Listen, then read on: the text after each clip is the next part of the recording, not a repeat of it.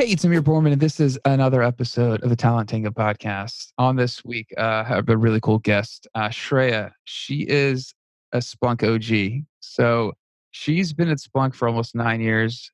Pre-IPO, she's worked through most every function within the organization. Today, she's in charge of being the director of talent acquisition, sales, G&A. In her role, she's responsible for hitting aggressive headcount targets for a constantly evolving sales and G&A function, executing global talent initiatives, building the talent framework for Splunk, and managing a best-in-class team. She gets to interface with global leaders, present at conferences, and see firsthand why Splunk is such a special place to work. So thanks for being on. I appreciate it, Shreya. Thank you for having me, Amir. Absolutely. So before you came on, that your bio was slightly tweaked. I told you I'd flip it on the fly. I think the Splunk OG fits you really well.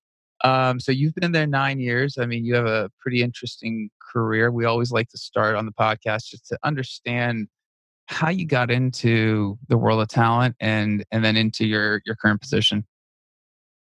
Yeah, so in my experience, sometimes recruiting is a first career. Oftentimes it can be your second career.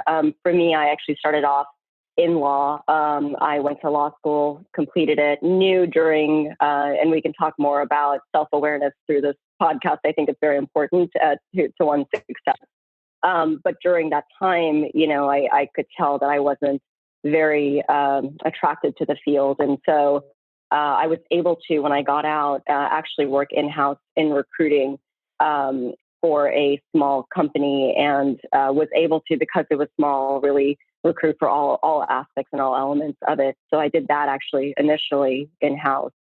After that, I went external to an agency, and then came back in-house to Splunk. Interesting.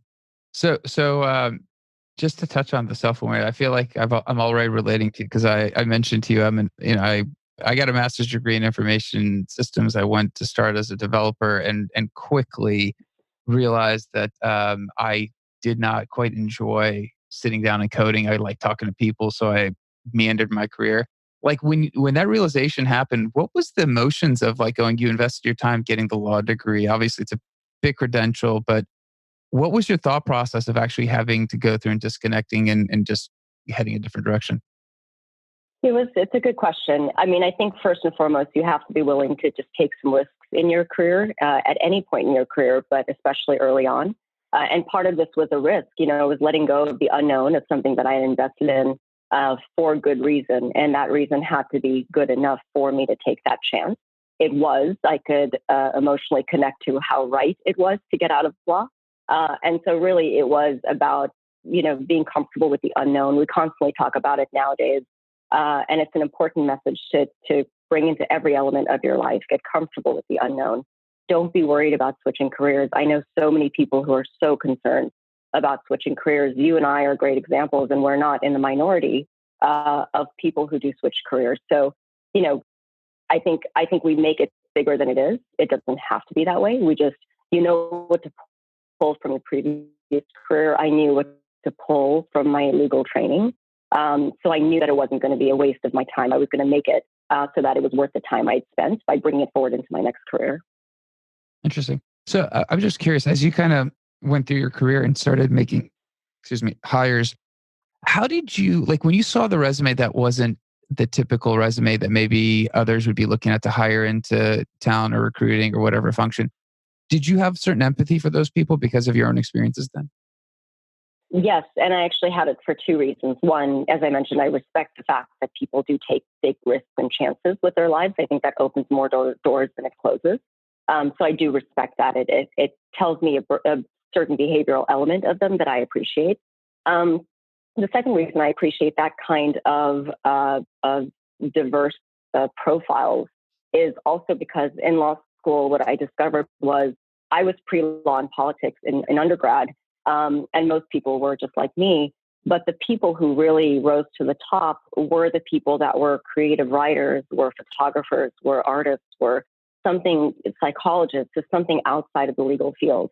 And so today, when I look at a profile that may not necessarily match the role, I always put into there the element that even if they're a different profile, they provide a lens that maybe a more traditional profile wouldn't be able to provide. Those people were really the top performers in school, because while we all thought the answer was A, they were like, did you think about B? Right. And we were like, we didn't even see B.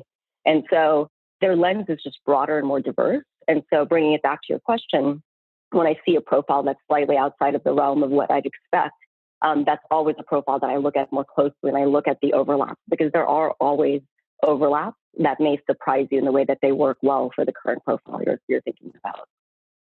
Yeah, interesting, and I agree. I think that I've developed a certain empathy as well for when I see the person making a career transition, just because I'm like, just because you started out one path and you got it wrong, it doesn't mean there's no do overs and wanting to try something new. But I always view it as when somebody's scanning a resume, and we know that the typical numbers are people just scan 10, 15-second resumes and they make decisions. They come into that scanning process, and it's because it's so automatic for a recruiter.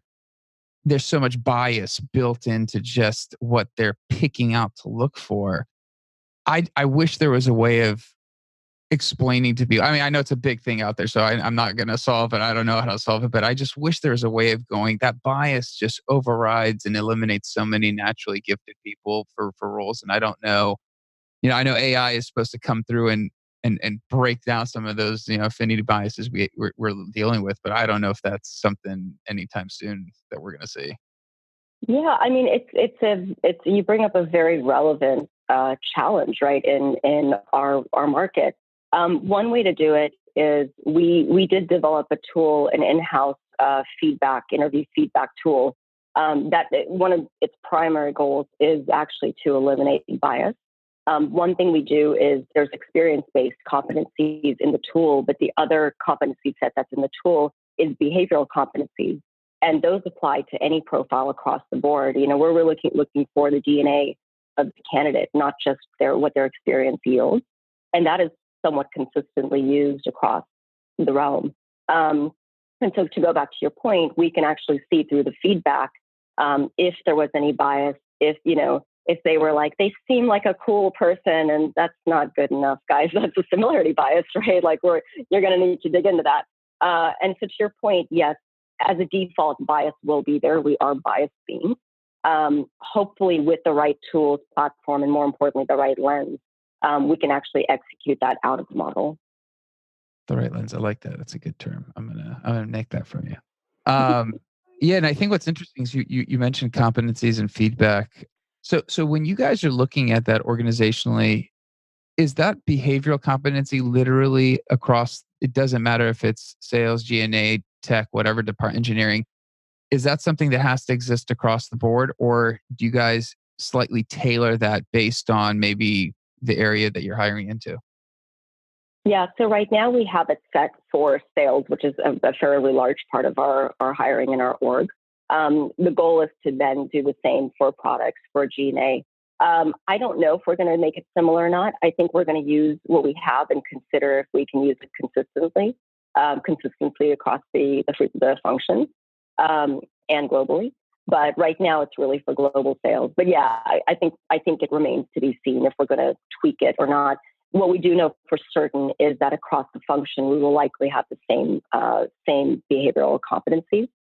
It's just a matter of will they be cross-functionally similar as well. Interesting. So I was going to ask you back to the you gave me the origin story, and I'm always curious when somebody joins a startup that ends up really just working out. So at the time you joined Splunk, was there any indication, like when you joined, were you just like, hey, it seems like a cool company? Did you have the sixth sense? What was it that, because you've been there 9 years, they're through the roof, pre-IPO, that's a good call. Yeah. Yeah. I mean, I started, there were, maybe 200 people when I started. They're much more than that today. They're over 5,000. Yeah. I mean, to some extent, I'd be lying if I said there wasn't a degree of luck just involved in that. There always is. To another, yes, I certainly did look at the investors. I looked at Crunchbase and many other websites, looked to see who their CEO was, looked to see what he had done. Obviously, anyone who knows Godfrey Sullivan would follow Godfrey Sullivan. That's just the kind of man he is. And so I could see from their leadership and from their board that there was a sophistication, there was a intention into what they wanted to achieve, and most of them had achieved it already in the past. So to some degree, of course, you want to look to see, how well positioned they are to hit the IPO, and there is some ways you can do your research and find that out. And then, like I said, to some extent, even if they went IPO, there was no guarantee of how the IPO would go or what would happen beyond that. And at least for me, that there's just an element of luck in there. But for anyone who's used the product, and we do have a free download available on our site. For anyone who's used it, I am not a technical person, and yet every time I see the product, I am in awe. It's a huge testament to our engineers. It is a beautiful product. Yeah, we see it across a lot of requirements. So we are always asking if somebody's worked with Splunk. So it's almost becomes it's a part of the job. So it's do you work with AWS? Do you work with Splunk? So it's you've made it when it's one of the top skills you got to make sure you have before you can even be qualified. So I think so luck or not, I think that's pretty. I mean, it's either way. It's an amazing story. And then to piggyback to kind of finish, talking about your background. So you stayed there for a while. So obviously, I'm sure people knock on your door to have you move for different roles, bigger roles. What's your personal view on staying and versus the grass is greener scenario? What are your thoughts there? Yeah, it's a great question. I know people have asked me, why do you stay at the same company for 9 years? And my response is always because it has never been the same company year over year. When you grow so remarkably, both in product, both in international growth, in people, when you grow like that, the company really, it looks different. In 18 months from now, what's in place today will be completely different in 18 months. And getting to that place in 18 months, which maybe for most companies is going to take longer than that, getting there in an aggressive way, keeps it very exciting. Someone else once asked me, how do I find the challenge in my job? And I almost wanted to drink water just so I could spit it out in response, because the challenge, I don't need to find the challenge finds me. It is what happens when you aggressively grow. So for me, I stay at the company for two reasons. One is that it changes so dramatically, it keeps me challenged, it keeps me growing. There is a wealth of opportunity to grow, to create at a company like this. They're very open to you taking charge of whatever you want to take charge of. The mad scientist in me, the control freak in me, absolutely loves that. The other reason I stay is, frankly, yes, the grass is always greener, yes, but you also know a good thing when you have it, especially when it's a great thing. And for me, the people that I work with at this company, we are very clear on the kind of culture we want to create for the company. And obviously that ties directly into the people we hire. And so the people that we hire, they are humble, they are partners, they are kind people. They're people that come from a place of good intent. They're high logic. They understand execution, but not overburdensome. They're the things that you want, right? And that to me is very important, because when I go home at night, I don't think about the content of the email I wrote. I think about the person I wrote it to. It's a very experience-based work as for most people. And that experience is created by the people around you. So for me, I'm also here because I value the type of people that I work around. And I know that that's hard to find at most companies. Absolutely. That's cool. I like that. And honestly, sometimes I think if somebody's giving you the latitude and the growth, it's that's what you're looking for. So it's very difficult to want to leave. And I liked how you said mad scientist. So I was going to just ask you, is there something that stands out that you were able to concoct that worked? Like something that you were like, man, I didn't believe they let me do this, and boom, there it is. Oh my gosh, that's a lot of things. No, I mean they're very good about try anything, right? If you're headed towards failure, fail fast, get it out of the way. Don't dwell on it. I mean, I'm currently working on a success profile project that's around the quality of hire of people that we bring in, more so than meeting the headcount target, more meeting the headcount target with a top performer that you can identify in the hiring process. So I'm currently working on that. I pulled in a data scientist, this man, Yun Pei Chen, who's just, I think, is technically a genius. Um, Takes every ounce of my brain power just to understand what he's saying. He's a genius. But for me, I was able to really create the project in my view in a way that was important to me, in the way that I thought rolling out, in the way that I saw the most value getting yielded from it. So I brought in who I wanted to. It was a global undertaking, so I brought in global people as well. I brought in resources from other departments. There is no barrier. Anything that you want to do, you go reach out across the line and you do it, and they invite that. They welcome that. Very cool. Very cool. Good. That sounds like an amazing environment. And to kind of talk about, I know we talked about some areas that you're focused on. I know one area that we touched on was just some of the basics of quality hire versus checking the hiring box. And I know you had some thoughts about that. So I think just to kind of set the stage, how do you view both concepts before we have you go into details? Yeah, I mean, of course, it's important that we hit our hiring target. I don't mean to undervalue that by what I'm going to say next, which is that there is an equation to hitting the target, right? If you figure out the equation, you can get the pieces in the right place. The challenge doesn't become hitting the target, it becomes hitting the target with the right hire.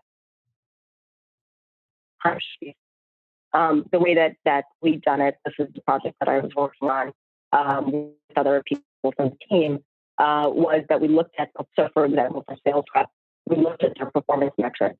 And then we reverse engineered and saw the questions they were asked, the background that they came from. And so we really made sure that we saw both externally and internally how they were handled in the interview process. And then we looked to replicate that process. We looked at, let's say, the top, the questions that came up most often for our top that helped identify them. We create a template out of those questions. And that way, our hiring process is data backed. It's not what we think is the right way to go about it. There's always factors that hiring managers think are the right factors to apply to the screen. They don't know for sure, right? It don't have any data that supports that unless we actually look into it. And so we make sure that the filters that we use to filter in and out candidates are actually filters in our data. Interesting. And when you mentioned like you guys are, the feedback loop, and I know you're talking about how often are you guys taking the feedback and then going back and actually re-examining the quality of hire to make sure the barometer is correct? We check it on every hire. I know because I'm the one who checks it. So I look at the feedback for every hire. I look to see was there an issue of bias. There usually is, unfortunately. But I look at was there thoughtful, intentional feedback. We really look at that across the board. We look at if there's a concern coming up, not a deal breaker concern, but a concern that should be given some attention to after the person is hired, like an area of development. We make sure that HRBPs are aware of that concern, just so they and the managers can work to elevate that concern. The tool has also shown that when we ignore a red flag or when we ignore a concern, 12 months, that could be the reason that the person leaves. And so, again, we make sure that we are data backed and proactive in our approach rather than being reactive. Very cool. Interesting. So you do that yourself, though, you mentioned? Myself, I mean, Like it's part of your team. Like it's not like a whole like yeah, it's in your team. So the people actually responsible for the hiring, are actually responsible for making sure and vetting out that the feedback's aligning. yes, I'm the last set of eyes who does it. It's the hiring manager and the recruiter that makes sure that the data is the correct data to be leveraging.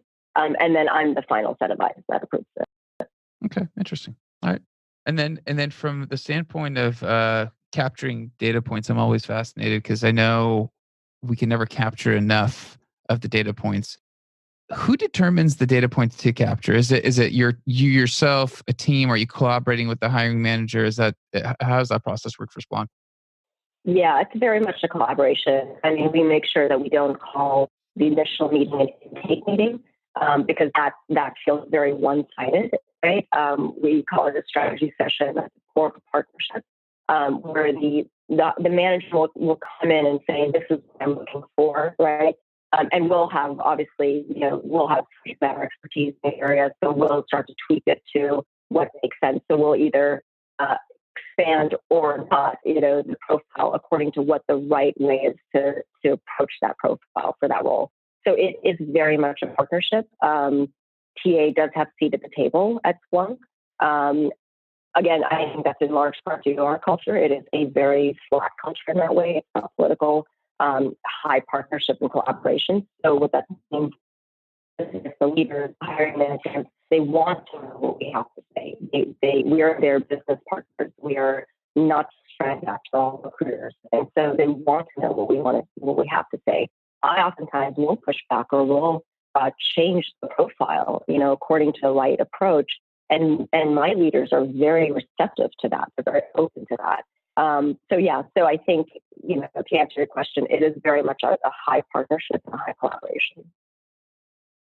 Very interesting. Yeah, I think the seat at the table. I know I mentioned my curiosity at hearing that stated.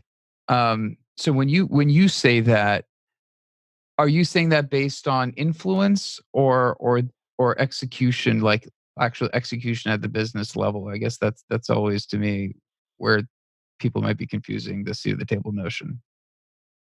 It's both. I think both are connected and important. If you have influence, you have the execution. So it really does start with the influence. And that can be achieved in many ways, right? When it comes to relationship building with leaders. I think, and again, not to sound like a broken record, but I'm going to emphasize it because it's important, making sure that you are bringing in the right type of leader. We believe in a lot of servant leadership as well. To make sure that you do believe in hiring the right type of leader, which is most very important. But then, to make sure that you come in and they see the experience you have, and you're not afraid to give you are the expert. You are the TA expert. You have something to offer that leader. You need that, know that. And I think a lot of leaders have the experience and confidence that they need to partner with them. And so that's, I think, the first step to influencing is using your knowledge and using your experience, not shying away from saying, it's that no disguises a yes, right? It's not saying no, we can't. It's saying, I hear what you're trying to achieve. Let me show you another way to get there. That's going to be better for you, right? And this is what we're going to do. And so, yes, so making sure your communications skills are strong, but also more importantly, your confidence is strong, right? You know the most about your craft at that table. Use it. Fascinating. Yeah, I mean, it sounds like Splunk. You guys have. I think the culture sounds really unique. Like, I mean, I've, I've, I've been talking to different talent people, and I hear different dynamics, and you always question like culture. And I think you're describing a culture that's very idealistic. Like, I mean, it's almost like, yeah, is it like, yeah, is it really that good? Because it sounds like all the pieces. But again, to scale a company from when you started 9 years ago, 200 people to close to 5,500 people, you have to have, I think, culture ironed out, the values that people are defining at the top level. That's fun. Like, you can strategize, but the actual embodiment, the understanding of what you guys are trying to carry out, that's really where this game is won or lost. And it sounds like you guys have done a really good job of making sure everyone fully understands what you guys are about.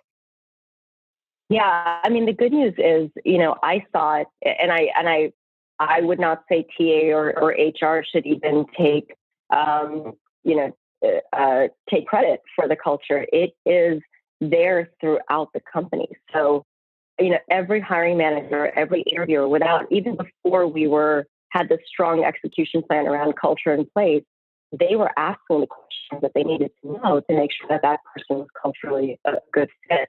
That came from we had a good thing going in terms of culture from the get-go. And people, in the end, I think sometimes people know when they got a good thing, right? Especially when it's really obvious. And so they wanted to make sure that it maintained. So really every Splunker made sure, and every interviewer, right, made sure that the person they were interviewing was the right cultural fit. It was naturally ingrained into our process, just naturally, because people just wanted to hold on to it. Additionally, though, I can tell you, our culture also does flow from the top down as well. And I can give you story upon story of our execs. I'll give you one very quick one, which was when I was doing more day-to-day recruiting. When I first started, we'd gone public already. We were public for about a year. And I remember I was walking out a candidate, and we'd had the culture discussion. I was walking out the candidate, and there's this one area in our, I don't know if you'll appreciate me saying this, but this is happening. There's this one area in our old office space, which was kind of dungeonous. You know, a lot of the hotel desks were there, really low ceiling, very dark. Nobody hung out there. It was empty for the most part. The rest of the office was packed. And what ended up happening was we hired a product leader, and our CEO at the time, Godfrey Sullivan, who I mentioned, he offered the product leader his office, because where he sat, where Godfrey sat, was next to the engineering team. And so he offered that leader his office, but we didn't have another office for Godfrey. We didn't even have another space for Godfrey. So on his own, he went down to the dungeness apartment, and that's where he set up shop. You know, that's where his office was. And so I remember walking out a candidate through this area and saying, oh, by the way, there's Godfrey Sullivan, our CEO. And the look on the candidate's face, he was just sitting at this little hotel desk working away. There's our CEO. It was pure shock, right? For us, we didn't think twice about it. You know, when I say it's a flat org, it's not just what the org chart looks like, it's your mentality.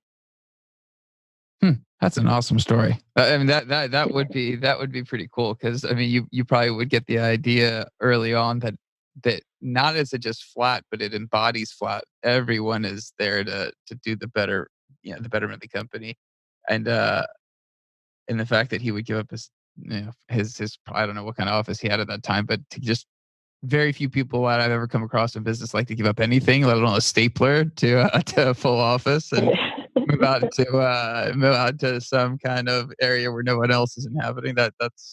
There's a reason why the growth has happened, and why that's amazing. I like that a lot. So thank you for sharing that. Yeah. So curious, did that candidate end up taking the job, or just not that you remember? Did you remember what they got that? Yeah, we did. What we noticed is with a lot of passive candidates, now, especially since our brand has grown, it's a different experience. But when we were younger, but had gone passive candidates, understandably, they were happy in their job. They didn't need Splunk. But they would come in and they'd be a little more stone-faced, or, I'd try to crack a joke here and there, and they just wouldn't have it. And it's fine. I get it. But we'd see through the process I'd see them at the beginning of the interview process, little stone-faced, little serious. And then I would pick them up at the end of the process.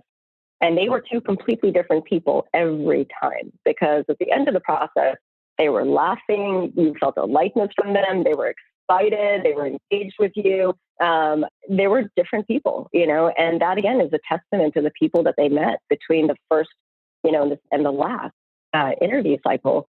Everybody they're hardworking, but they are lighthearted as well. And I think that resonates with people. So yeah, it was fortunate for me being in TA, because an old colleague asked, how do I sell Splunk? And I said, we don't sell Splunk. We can sell the opportunity, the timing, or elements of the role. We don't need to sell the company. The company really does sell itself. When you mentioned brand, I was going to ask you this because I was curious. You've been there. I mean, you've had a long enough tenure to see this. So when you started and you guys are 200 people, I mean, you're probably, I'm assuming, doing a lot of outreach versus at this scale, the brand, people are aware of the brand. Like, when was the tipping point from the point where the brand got strong enough where people would reach out in volume at scale? Like, what was the tipping point? Was it 500 people, 1,000? Was it when the product was just starting to take off in the tech community? It was probably towards the tail end of the first year that we went public. I will say, if we want to get into the nitty gritty a little bit, for the amount of hiring we were doing pre-IPO, we actually had quite a bit of interest. Obviously, the numbers weren't as high, but the people who were deep tech, they definitely knew Splunk. They had Splunk on their radar early on. And then, after the first year, or within the first year of us going public, our brand certainly grew. It grew globally, nationally. And I think that appealed to a lot of people. And again, I know I am very fortunate to be saying all of this. I completely get that. But one of our biggest challenges, especially in sales, is really, and by our, I mean the recruiters' challenges, is really sheer volume, right? There's such a volume of interest even today that it really is about making sure that they create a good candidate experience for people, and that's hard to do when the volume gets so high. But again, it's a good problem to have, right? To have such high demand.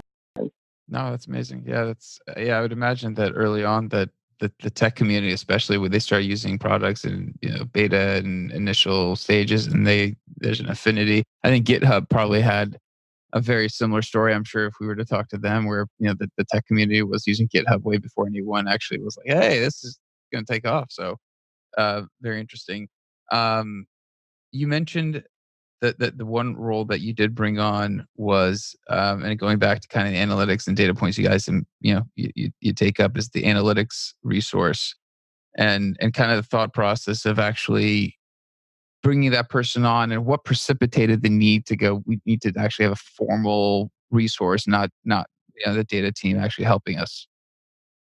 Yeah, I mean, when you think about talent, especially given how volume heavy talent is, I call it sometimes we're like the sales arm of HR, where we are so numbers heavy, right? And so one thing you can use those numbers for is really to influence. How do we really impact change management, right? Deep global change management. It's through data. A picture is really worth 1,000 words sometimes. This is how we get that. And so for me, bringing on an analytics resource was very important. It's also how you position yourself. It's how you get credibility.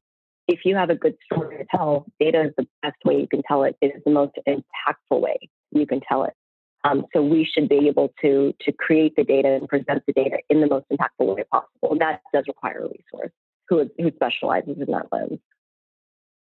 Was that a hard challenge? Was it a challenge to get that headcount approved? It's a challenge to get. I mean, any person who supports G&A or works in G&A will know it's a challenge to get any headcount approved in G&A. It's just there's an innate challenge off the bat. We do have that on our team. I think that I'm grateful that we have it today. I think as the volume rose and we started to see how quickly it was rising, we did bring in that person. So I think the timing was good.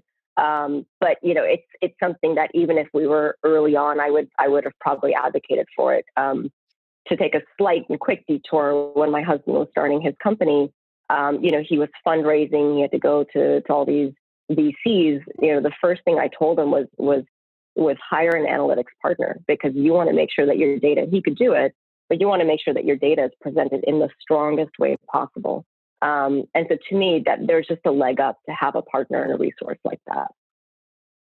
Yeah, my background was in business intelligence, so I do think that data. I always arrogantly say data is king, because people buy based on pie charts, numbers, and graphs, because otherwise everything else is just there. But that's actually really interesting. That and I was going to ask you, would you have brought in the analytics resource now, having seen the value? Would you have actually gone and say, hey, I would have brought that person in a couple of years before you brought him in? Yes. I mean, I really do think in hindsight, I mean, it's easy to say on the one hand, right? Because you're kind of bleeding out, because you're growing so fast that you just need to make sure that the core resources are in place first and foremost. But yes, I think we would have only benefited by having a resource like that in early. Now, realistically speaking, where budget's concerned, you got to make sure you're budget neutral, right? So would we have given up, a core recruiter for that resource? I don't know about that. But had we extra budget, right, which G&A never gets, had we that budget, that would have been at the top of the list. Yeah, that's true. Yeah, no, I think we're working with a smaller company who they're under 200 people, and they brought in an analytics person. I was kind of curious that whether they were sacrificing headcount someplace else, or they had budget. I don't know. I'm not privy to that, but I was very fascinated, and I guess G&A does have its own challenges. In terms of, just curious about the sales side, and I know you mentioned behavior competencies, particularly for sales. How hard is it to define competencies to hire? Because obviously the halo effect can come into play, and it looks like somebody can sell because they look away a certain, sound away, behave away, but that always doesn't map out to actual productivity. Is that something that you guys have been fleshing out to identify those the halo effect markers? Yes, I mean, so we certainly do. I mean, not only do we look at the feedback, and we have seen actually that if someone gets a certain score in our feedback tool, that it's an indicator of a top performer. So we certainly have that in our back pocket that we do use and we leverage. But in addition to that, we do have other things like we'll put in a stand and deliver. We'll put in kind of more practical approaches into the vetting process that actually do mimic the job itself. And so we'll put in those steps, and so we do tend to experiment a lot as well. Again, the company welcomes this, so it's easy to do. But we do tend to experiment a lot with really practical approaches to interviewing that do replicate, whether or not you're going to be successful in the role. Very cool.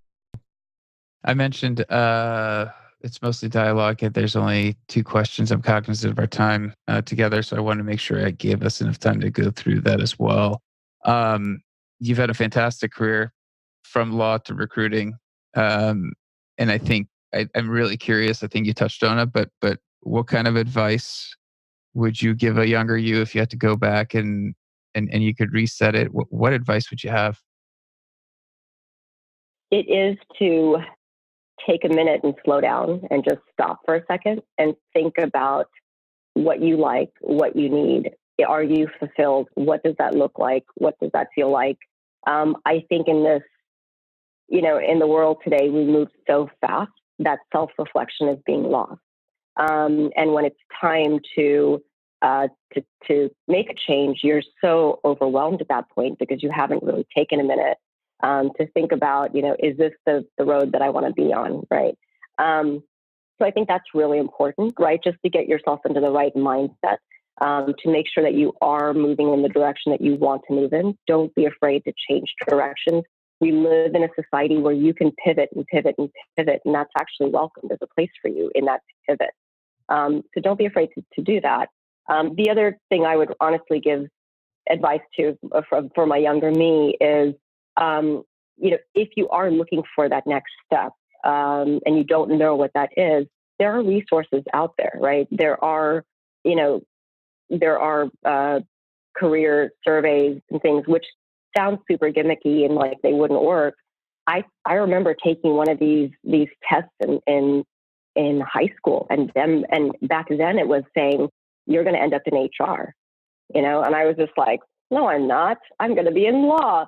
And yet here I am. So, take those both personality and professional tests if you're looking for guidance, right, to where to go. And more importantly, be receptive to it when you do. That's amazing. Yeah, and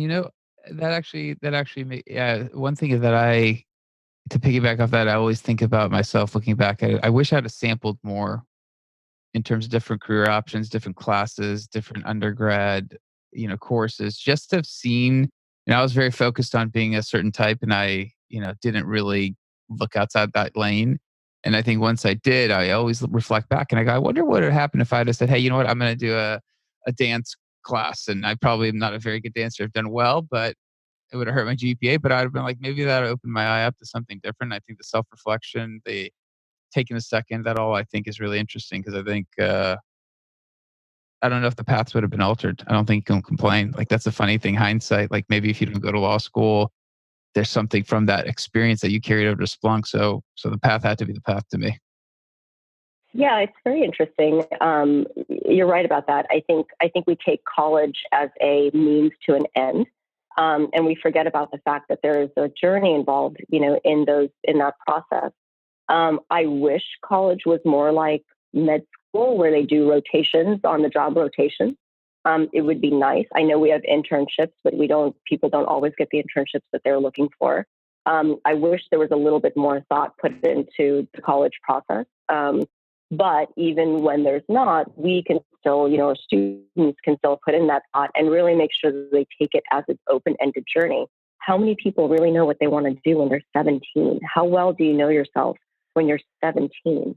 I have a 6-year-old, and constantly people are like, "What do you want to do when you grow up?" And I'm like, "Honey, how are you going to know the answer to that? Like, you don't need to, don't answer that question. Like, you don't need to attach yourself to an identity that you don't know yet what your identity is as yet." So yes, college is a wonderful opportunity for that. I don't think it's always treated that way because society doesn't look at it that way, right? And so it's important, again, to stop and create the life that you want for yourself at any given time. And I don't think people realize how much control they have over that. Yeah, I think that's phenomenal. I have a 6-year-old as well, and she changes, and I have the same thought, having reflected back on my own life and kind of the pressures I had to grow up with, expectations of parents, and I'm like, if you have passion for, I'd much prefer for someone to take and follow their passion and see where that takes them and then decide based on the mind what to do. Because I think sometimes if you do explore the passion, and nowadays with the internet, with social, there's so many different ways to monetize your passion. I think before it was like, well, I like this thing. I like to build, toothpick model homes. There wasn't going to be a very big audience for that. But now you can put that on Etsy and sell them for probably, a couple, I don't know what you, but anyway, there's an audience. You can monetize it if you really, really are good at it and you like it.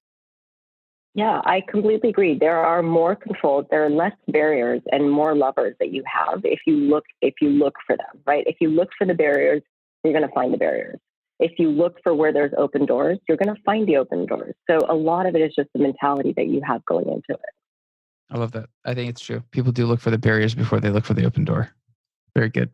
Um, Productivity hack. I mentioned selfishly, I'm asking this question because I'm curious, but you're a busy person. You have a billion things on your plate. What do you do to stay organized? What's your tip there? What secret, if you want to share? If not, it's okay too.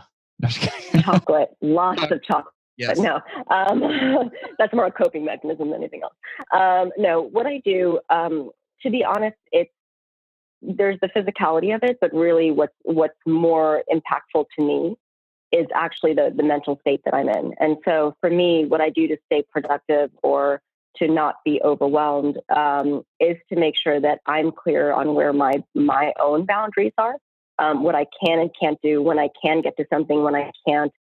For the things that I can't, I look for the solution to the can't, right? So for me, who has a team, it's, do I reorg my team? Do I put in a leader? Do I delegate more work and train somebody to be a partner in this specific way for me that allows some of the pressure to get off my plate? And so, and again, this goes back to the mad scientist in me, where I think I can control that.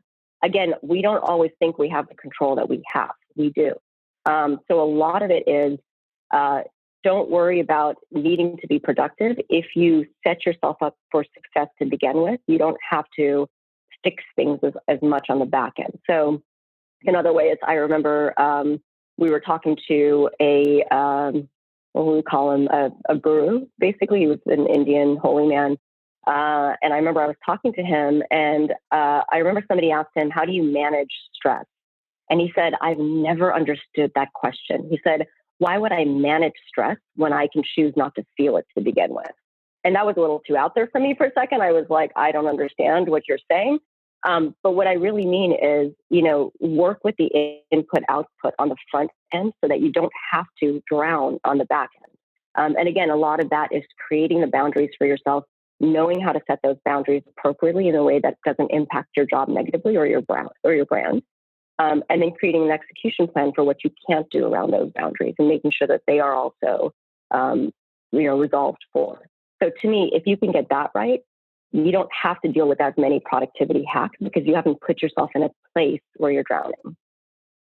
That's brilliant. I love that. What a great answer to the managing stress. By the way, that was like I'm gonna remember that one because I had not heard that. But I mean, amazing from the standpoint of if you are dealing with the coping up front, and sometimes I think I try to rationalize it differently by going, if I don't have control over it, do I need to stress about it? And I think maybe it's just a different way of phrasing it, but I think that does take it off your mind. And I think a lot of times it's just when you let your mind consume some of these things, that's where you can't actually be at your optimal best in the things that actually require your attention to actually get rid of that stress. Yeah. And don't get me wrong. I mean, I've learned through mistakes, right? I didn't get it Sure. all right at the first. I'm far from it, right?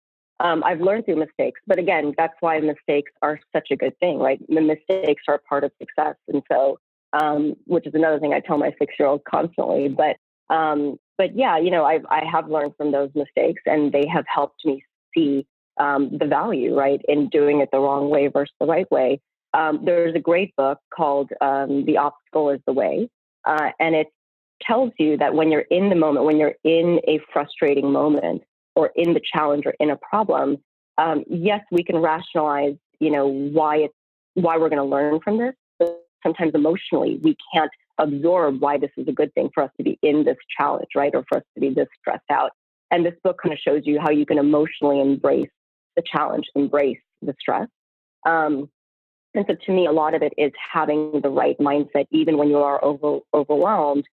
How do you impart the right mindset, embrace the challenge, and make sure that you're going to get something worthwhile out of it, right? So again, it's all about the mindset you have when you come into it.